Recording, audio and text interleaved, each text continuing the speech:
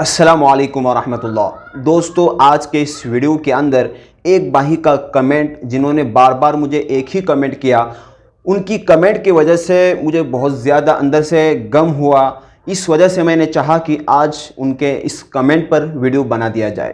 دوستو، اس بھائی کا کمنٹ یہ تھا کہ حضرت میں قرآن مجید جب پڑھتا ہوں، اکیلے میں پڑھتا ہوں تو اسپیڈ میں پڑھ لیتا ہوں، فاسٹ پڑھ لیتا ہوں، لیکن جیسے ہی مصلی پر جاتا ہوں تو اسپیڈ سے کیا، مجھے تو متوسط طریقے سے بھی پڑھا نہیں جاتا، اور مجھے سمجھ میں نہیں آ رہا کہ میں کیا کروں۔ میرا جی چاہتا ہے کہ میں آئندہ سال تراویح نہیں سناؤں گا، اور میرا یہی ارادہ ہے کہ میں آئندہ سال تراویح نہیں سناؤں گا۔ آپ بتا دیں کہ میں کیا کروں، میں بہت زیادہ پریشان ہوں۔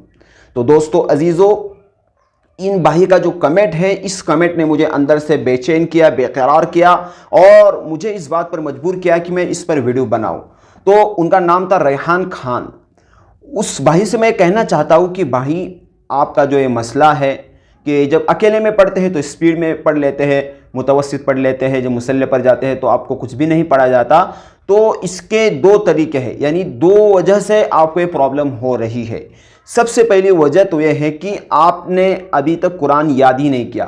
یعنی قرآن کو یاد کرنا اسی وقت کہا جاتا ہے جب آپ کے دل کے اندر یہ شرح صدر پیدا ہو جائے کہ کتنا ہی بڑا مجمع کیوں نہ ہو یا کتنا ہی چھوٹا مجمع کیوں نہ ہو، میں بلا جھجک اللہ کے کلام کو پڑھ سکتا ہوں اور میں سنا سکتا ہوں۔ جب کسی کو قرآن یاد ہو جاتا ہے تو اس کے اندر یہ داعیہ پیدا ہو جاتا ہے۔ تو سب سے پہلی بات ہے کہ آپ جب قرآن پڑھتے ہیں تو آپ کو ایسا لگتا ہے کہ مجھے قرآن یاد ہوا ہے، لیکن آپ کو دراصل قرآن یاد نہیں ہوا۔ آپ کو قرآن پر اور زیادہ محنت کی ضرورت ہے۔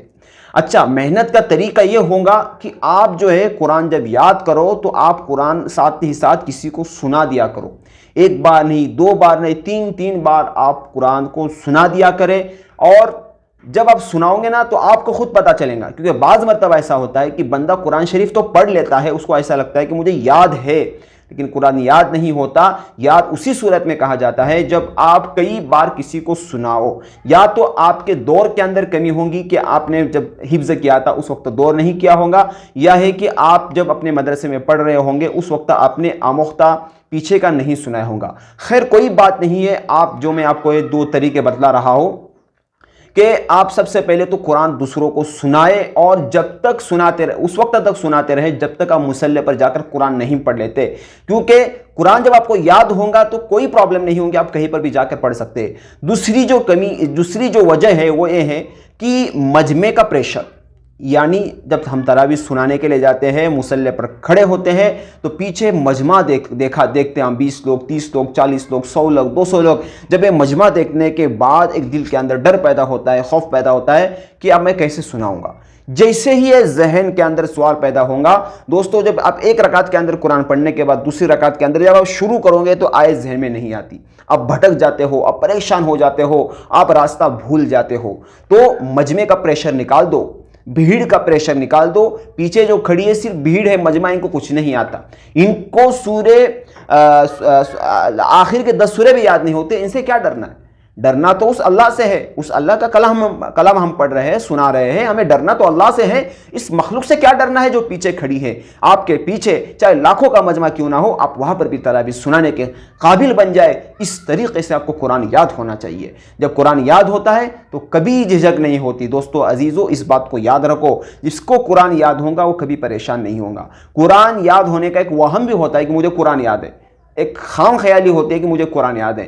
آخر اکیلا بندہ پڑھتا ہے، انفرادی طور پر پڑھتا ہے، تو اس کو ایسا لگتا ہے کہ مجھے قرآن یاد ہو گیا، اب میں مصلی پر جا کے آسانی سے سنا لوں گا۔ ایسا نہیں ہوتا۔ قرآن جو ہے سنانا پڑتا ہے، محنتیں کرنی پڑتی ہے، ایک ایک آیت کو رٹنا پڑتا ہے، ایک ایک آیت کو ذہن میں بٹھانا پڑتا ہے، اس کے بعد دوسروں کو سنانا پڑتا ہے، اس کے اندر جو غلطی آتے ہیں اس کو سدھارنا پڑتا ہے، تب جا کے آپ کو قرآن یاد ہوتا ہے۔ تو خیر، یہ اس بھائی کا کمنٹ تھا، ریحان بھائی، ان کو کہنا چاہوں گا کہ محنت کو بڑھائے، تراویح سنانا نہ چھوڑے، آپ تراویح ضرور سنائے، آپ چاہے ٹوٹی پھوٹی کیوں نہ ہو، اٹکتے کیوں نہ ہو، تراویح سنا لے آپ، لیکن شرط ہے کہ محنت۔ آپ چونکہ رمضان بھی ابھی گزرنے والا ہے، ایک پورا سال آپ کے پاس ہے، اس سال کے اندر آپ ضرور محنت کر لیں۔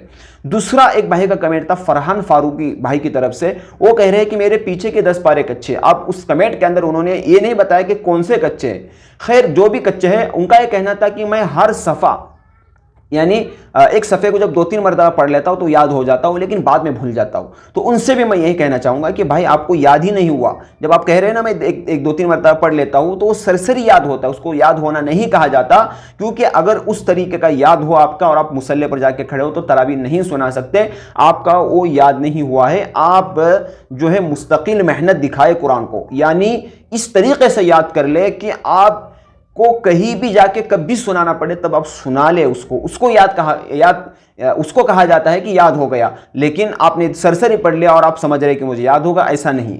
उसको याद होना नहीं कहते। जिसको याद होता है वो भूलता नहीं है, और जो भूलता है उसको याद नहीं होता। इसलिए कोशिश इस बात की करें कि मेहनत शर्त है, मेहनत, दुआ शर्त है, तकवा शर्त है, निगाहों की हिफाजत करें आप, ज़ुबान के गुनाह, कानों के गुनाह, इन गुनाहों से बचे। इंशाअल्लाह आपका कुरान याद हो जाएगा।